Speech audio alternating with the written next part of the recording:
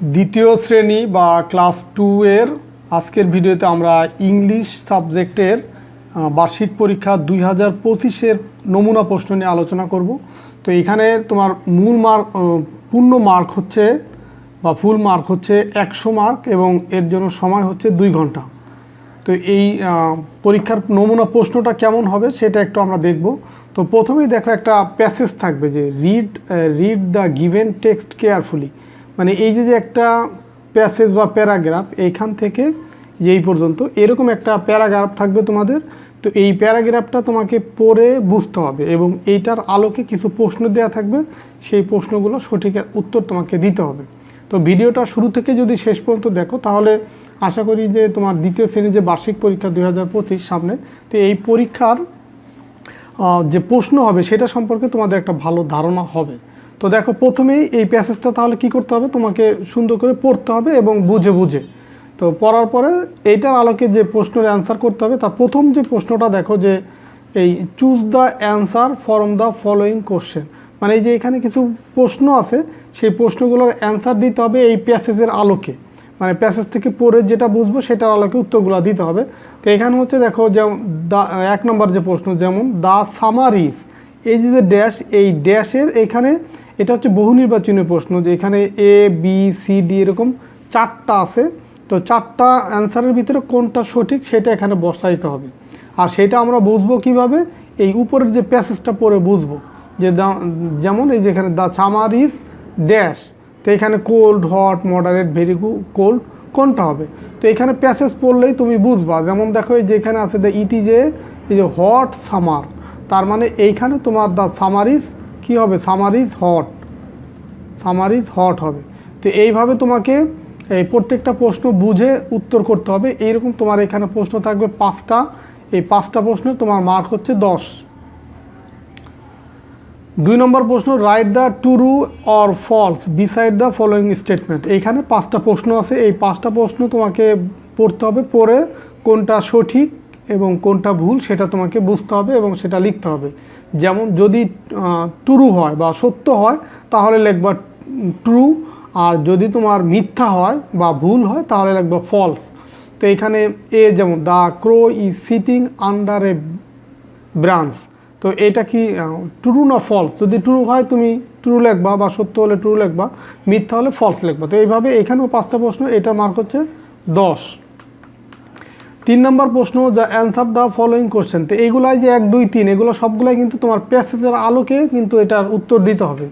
যেমন প্রথম যে প্রশ্ন, হাউ ইজ দ্য ক্রো, তো তারপরে বি নম্বরে what does it see suddenly. তো এইখানে এরকম 5টা প্রশ্ন আছে, এখানে হচ্ছে প্রত্যেকটা প্রশ্নের মার্ক হচ্ছে 3 করে, তার মানে টোটাল হচ্ছে 15। তো এখানে এই 5টা প্রশ্নের উত্তর দিতে হবে তোমার ওই প্যাসেজের আলোকে। 4 নম্বরে দেখো fill in the blanks with the appropriate word from the box. তো এইখানে 4টা শব্দ আছে, অর্থ এখানে দেয়া আছে। লুকস মানে তাকানো, ফ্লাইস মানে ওরা, তো অর্থ নাও থাকতে পারে।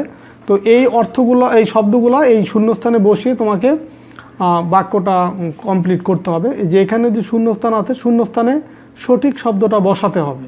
তো এটাও কিন্তু তোমার প্যাসেজের আলোকে লিখতে হবে। এই প্যাসেজ থেকেই তোমার এই শব্দগুলো দেয়া আছে, সেটা বুঝে তোমাকে এখানে বসাইতে হবে সঠিক শব্দগুলো।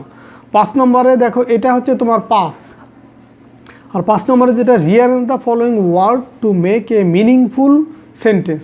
তো এখানে হচ্ছে যে একটা বাক্য বা একটা সেন্টেন্সের শব্দগুলো আলাদা আলাদা দেওয়া আছে, মানে এলোমেলোভাবে দেওয়া আছে। তো ওয়ার্ডগুলো এলোমেলোভাবে দেওয়া আছে, এখান থেকে তোমাকে একটা সাজিয়ে সঠিক বাক্য তৈরি করতে হবে। যেমন ধরো এ নাম্বার আছে আই ফাইন অ্যাম, তো এটা আমরা সঠিকভাবে লিখব কি, সঠিক বাক্য যদি অর্থফুল মানে অর্থবোধক বাক্য যদি তৈরি করতে চাই, আই অ্যাম ফাইন মানে আমি ভালো আছি, মানে আই ফাইন অ্যাম এটা কিন্তু কোনো বাক্য হয় না বা সেন্টেন্স হয় না, আই এম ফাইন এটা একটা বাক্য হয়। তো এইভাবে তোমার বাকিগুলোও সঠিকভাবে বুঝে লিখতে হবে। 6 নম্বরে যেটা দেখো রাইট দ্য ওয়ার্ড মিনিং, এই ওয়ার্ডগুলোর অর্থ লিখতে হবে। যেমন টিচার মানে কি, সিড মানে কি, টল, স্মল, ফ্যাট, ভায়োলেট, এগুলোর অর্থ কি, এটার মার্ক হচ্ছে 5। আর রিঅ্যারেঞ্জ এটার মার্ক হচ্ছে 10। তো ট্রান্সলেট ইনটু ইংলিশ, তো ইংলিশে ট্রান্সলেট করতে হবে, যেমন মঙ্গলবারের ইংলিশ কি, সপ্তাহ, দিন, শুক্রবার, বুধবার, এগুলার ইংলিশ কি সেটা লিখতে হবে। কবিতা লেখো, রেড লাইটের 8 লাইন, মানে রেড লাইট কবিতার 8টা লাইন লিখতে হবে, এটা মার্ক হচ্ছে 10।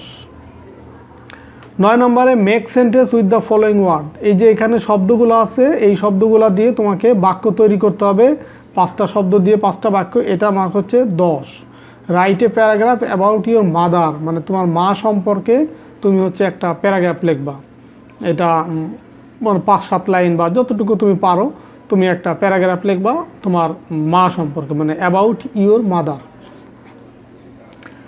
11 নম্বর প্রশ্ন, make a 7 meaningful sentence and read them allowed. মানে এইখানে 7টা মিনিংফুল বাক্য তোমাকে তৈরি করতে হবে, যে 7 মিনিংফুল বাক্য। এইখানে দেখো এইখানে প্রথম কলামে কিছু ওয়ার্ড আছে, দ্বিতীয় কলামে কিছু ওয়ার্ড আছে, তৃতীয় কলামে কিছু ওয়ার্ড আছে। এখন এটার সাথে এই যে দ্বিতীয় কলামের যে ওয়ার্ড, এটা প্রত্যেকটা বাক্যের সাথেই যাবে, কিন্তু এইখানে আছে অনেকগুলা, এখান থেকে তুমি একটা চয়েস করবা বা একটা নিবা, আবার এখান থেকে তো একটা আছে, একটা নিতেই হবে, বাকি এইখান থেকে যতগুলো আছে এখান থেকেও তুমি একটা লাইন নিয়ে তুমি একটা মিনিংফুল বাক্য তৈরি করবা, এটা হচ্ছে 10 মার্ক। তো এই হচ্ছে তোমার ইংরেজি যে প্রশ্ন। তো এই প্রশ্নটা তোমরা এই ভিডিওটা যদি শুরু থেকে শেষ পর্যন্ত দেখে থাকো, তাহলে আশা করি তোমাদের এই 2025 বার্ষিক পরীক্ষা প্রশ্ন সম্পর্কে একটা ধারণা তোমরা পেয়েছো। আর তোমাদের প্রশ্নটাও এই টাইপেরই হবে এবং এই ধরনের শব্দই থাকবে বা এই ধরনের প্রশ্ন থাকবে।